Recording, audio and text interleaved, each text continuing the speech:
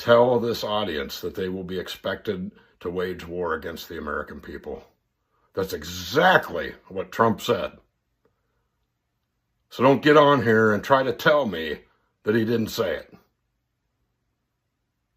Training grounds in American cities. What does that mean? They're going to go in locked and loaded into American cities, American neighborhoods, and use American citizens as pop-up targets on a live fire training range? This is absolutely astounding. Abuse of power. Good morning, everybody. Dr. Vasquez here, coming to you live to show you a bully beatdown like I have never seen before. And literally, I haven't seen it. I did see a little clip of this earlier today, a little short video, but I haven't seen the entire video, and I just downloaded the entire video, and so we're going to watch it together. So like I said, I've literally never seen anything like this because I haven't even seen this. So I'm going to play this video and give you my commentary, as you would expect. But for those of you who are paying attention, you already know where this is going. And it's, the United States is in a bad situation right now. And for those of you who are not paying attention, this is going to be a quick summary. And also an exercise, so to speak, in connecting the dots. You have to see where this is going, and it's not going in a good direction. Trump recently renamed the Department of Defense the Department of War. Well, that's kind of weird. First of all, it's totally unnecessary. Second of all, it doesn't accomplish anything. And that's consistent with Trump's behavior because he's not a very good thinker. So he engages in things that are just for show and that don't actually improve the lives of Americans.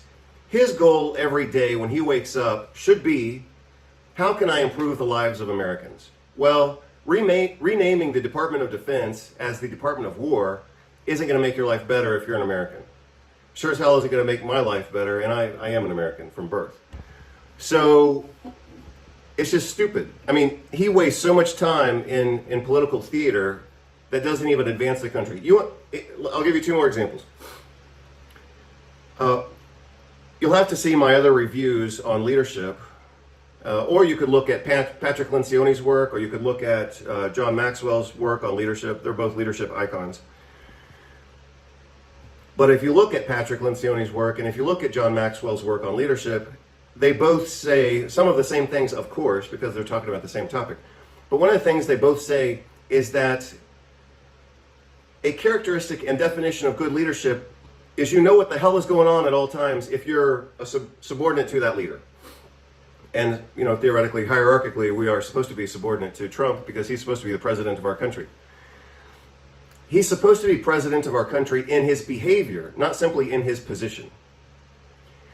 And one of the defining characteristics, this also shows you that Trump has never even read a book on leadership, or maybe he's tried to read it, but because he's partly illiterate, he can't even read. But a defining characteristic of good leadership is you know what the hell the goal is, and you know where you're going, and you know what the status of the organization is. We're here, and we're trying to get here.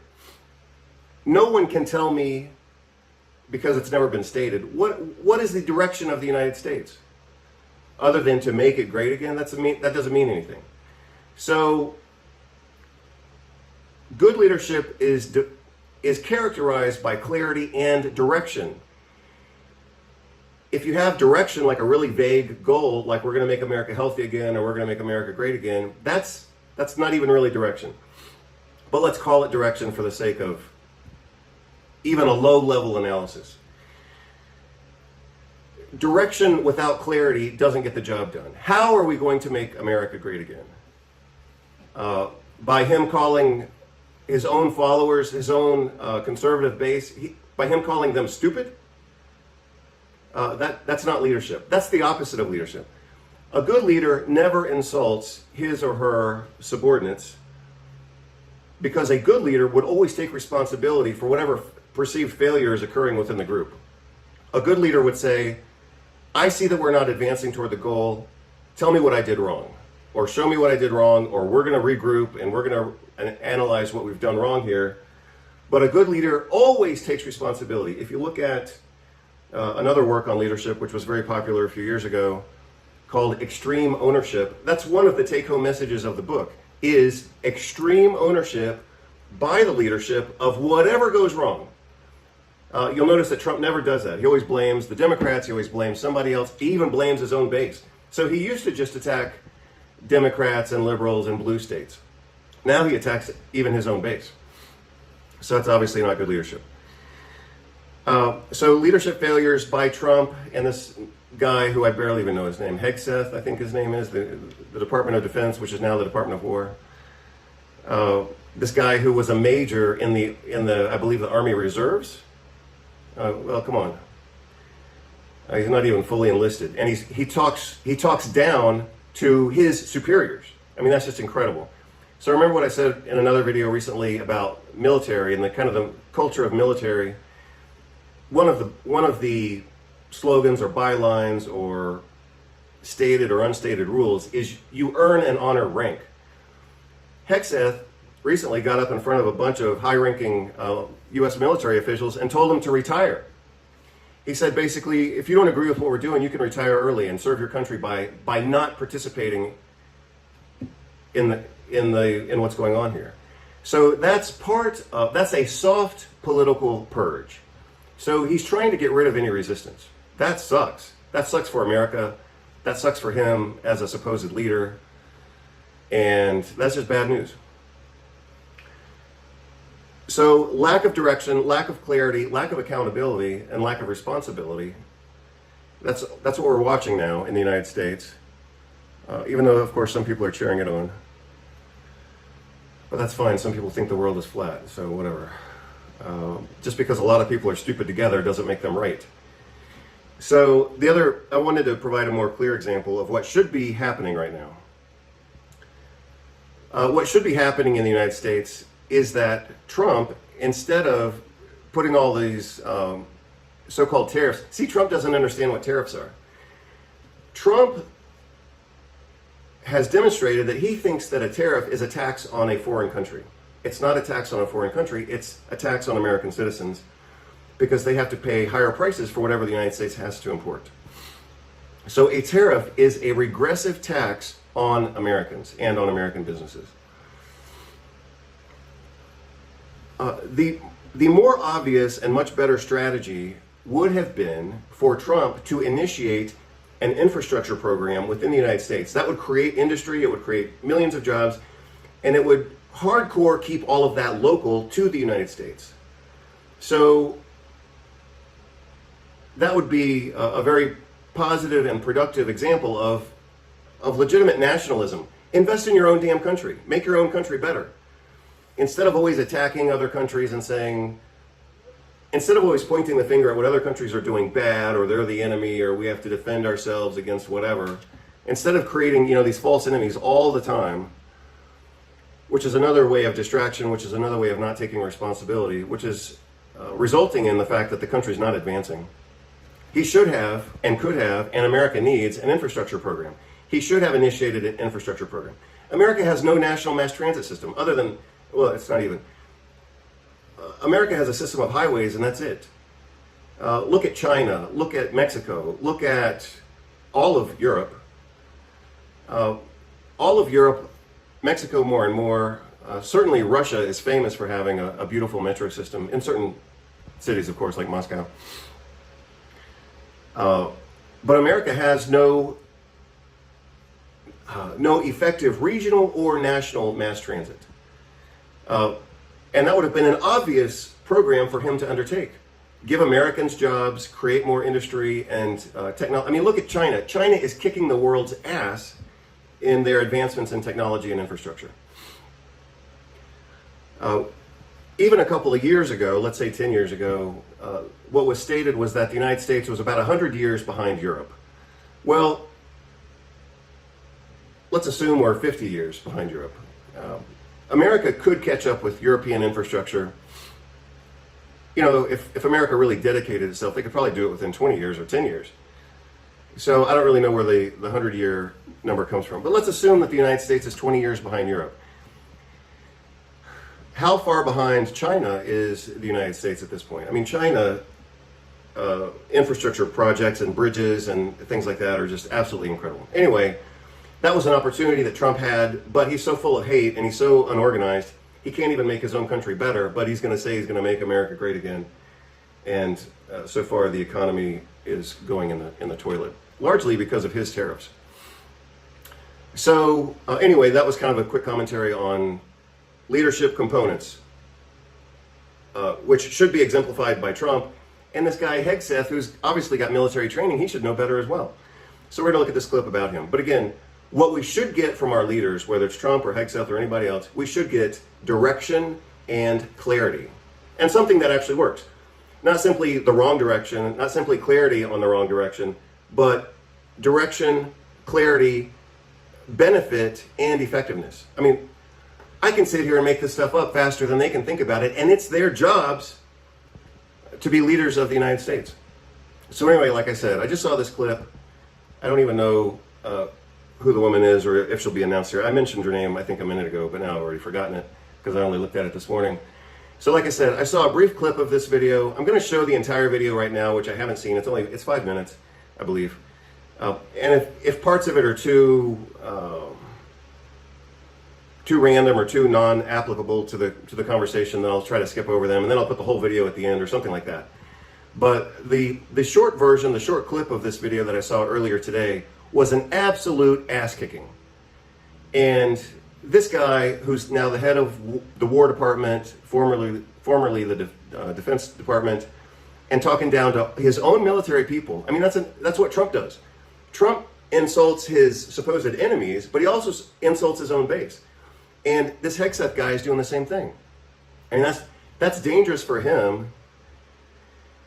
It's not simply bad leadership. It's bad leadership to the point of being like, dude, you better watch your mouth, kind of thing, you know, among the military atmosphere.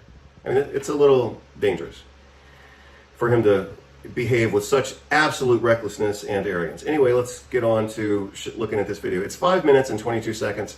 Let me see if I can speed it up. So I'll speed it up to 125%. Sorry, that may be too fast. Well, let's just watch it as it is. And I may have to pause it every once in a while to make a comment.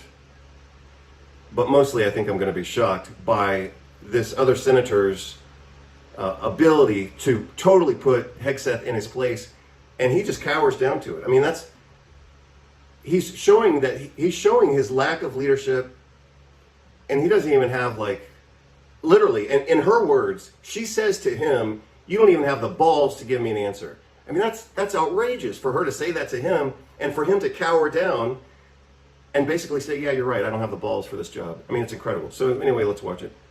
Oh, so I'm sorry. When I first started this, I said I was going to connect a few dots. Changing the military from Department of Defense, which at least sounds decent. I mean, they can still do whatever the hell they want in the name of defense, just like America always does, whether it's invading Chile, overthrowing other democracies, killing other presidents like Salvador Allende in 1973 in Chile, I believe it was. So the United States assassinates other presidents and overthrows other democracies in the name of defense because it's always just some bullshit. But now they're not even trying to hide it. They're just saying, we're here to make war. I mean, holy crap. So connecting the dots again. Renaming it as Department of War, which suggests that they're about to get much more aggressive. Trump saying, Trump says we should use the military against our own citizens as practice. He said we should use American cities as a training ground for our military. Holy crap. So, you know, a couple of months ago, I've talked at various times about how, wow, look at what's going on in the United States. It's not looking good. Wow, look at what happened in the United States. It's looking worse. I mean, how much worse can it get? I guess it can still get worse, and I presume it will continue to get worse, but at least I'm documenting and commenting on what's happening. Okay, so let's look at this. Now that the U.S. military is apparently being deployed against American citizens. Senator Slotkin. Thank you, Chairman. Mr. Secretary, I said in your hearing, when you had your confirmation hearing, that my biggest concern with you at the helm was the potential use of the military in ways that contradict the Constitution or that taint what I hope we all want, which is an apolitical military. And when I asked you about whether you would accept an order that was actually given to your predecessor, Secretary Esper, Trump's SecDef, to deploy active duty troops against unarmed protesters and to, in Secretary Esper's words, shoot at them, shoot at their legs, you said this was all theoretical. Here we are, a few months later, you've deployed 4,700 troops to Los Angeles and against the wishes of the governor. And my colleague across the aisle was right. It is the first time since 1965 that we have deployed Guard troops without the permission of the governor. In all the instances he laid out, the president had sent in the military to protect protesters, not against the protesters. So you may dismiss it, but I feel like this is a fundamental issue of American democracy. If you love your country and you want an apolitical military, then it should be the last resort, not the first resort in our country to use them. So to get to the non-theoretical, have you authorized the uniformed military to detain or arrest protesters in Los Angeles?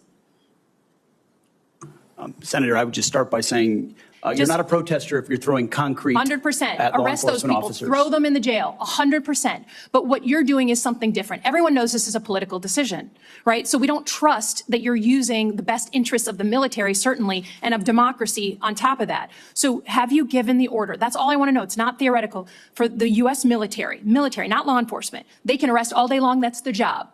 Do they have the ability, the uniformed military, to arrest and detain protesters currently today?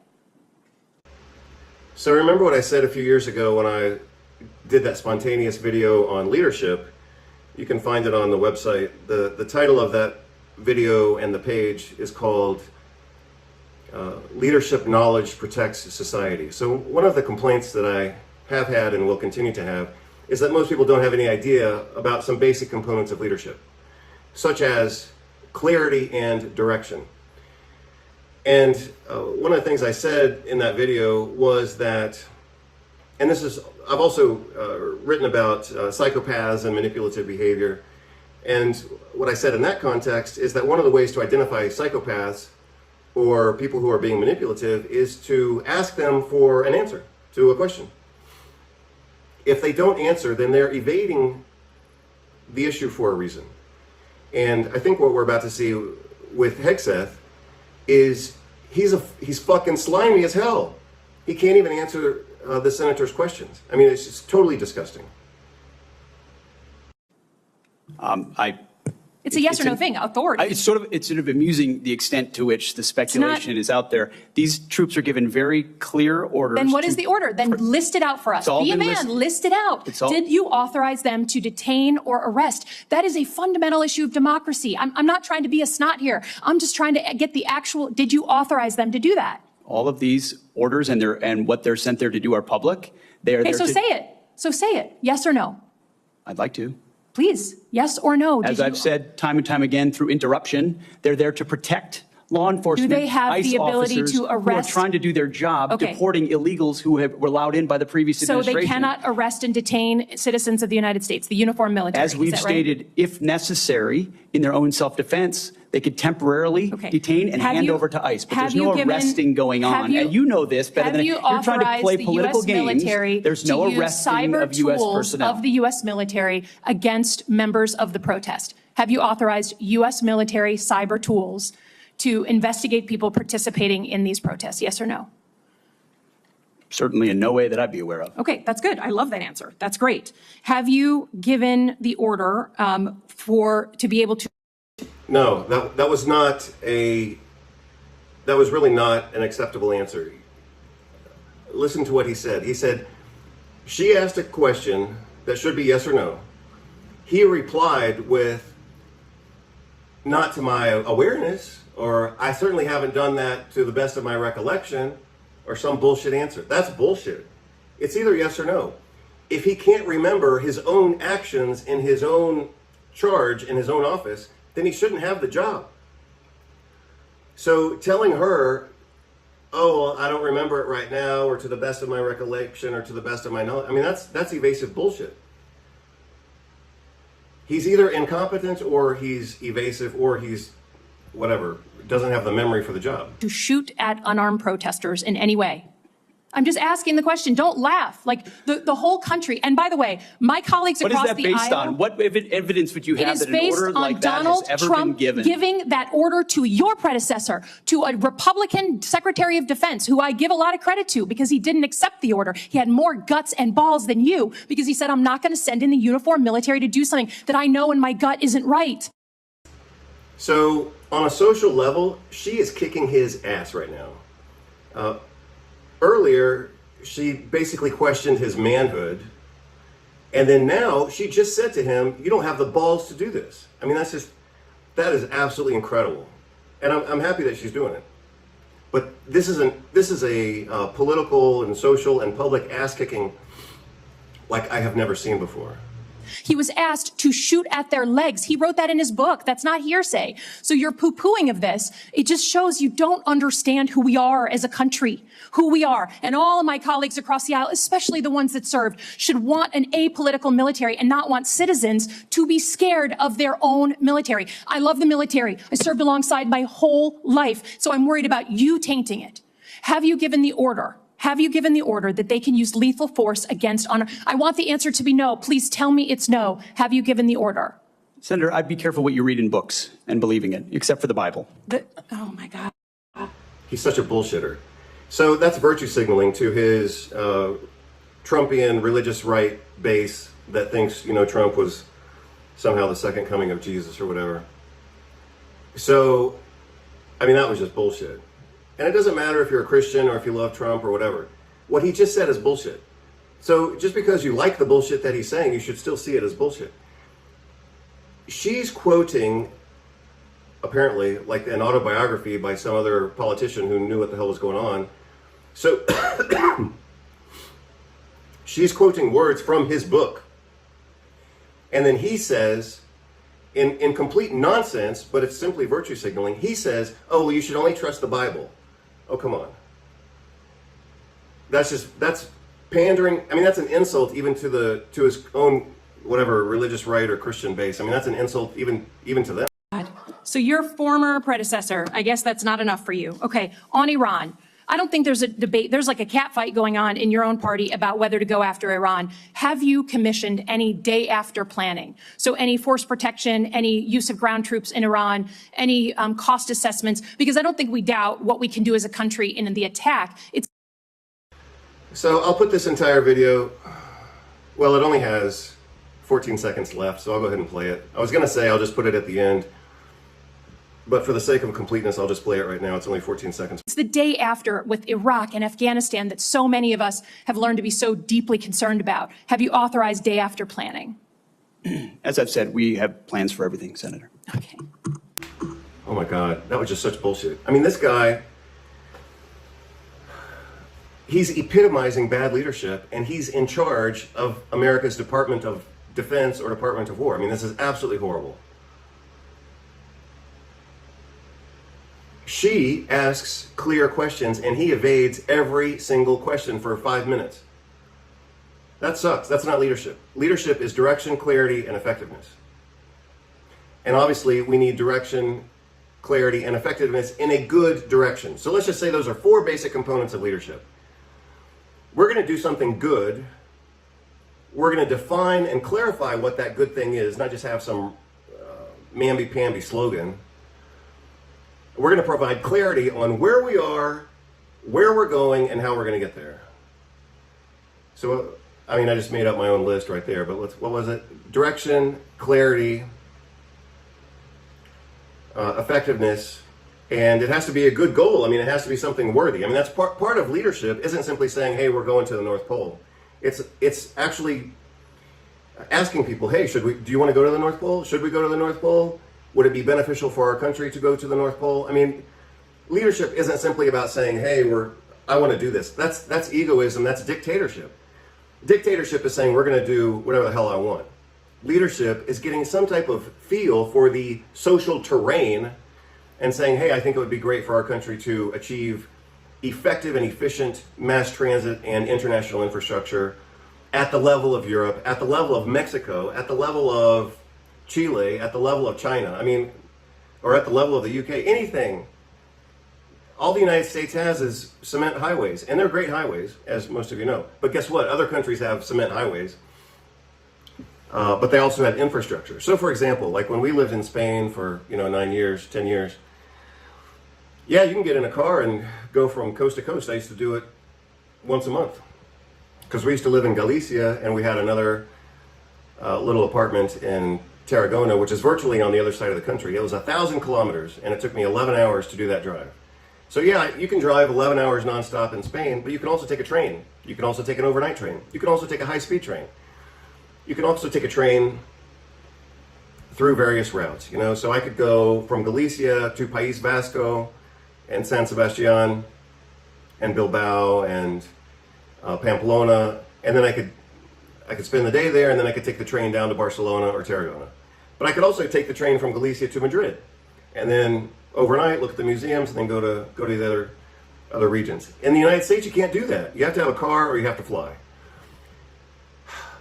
But the benefit of using trains, in addition to many other benefits, is you get to actually enjoy and see your own country leisurely, not paying private gas in a private car with private insurance.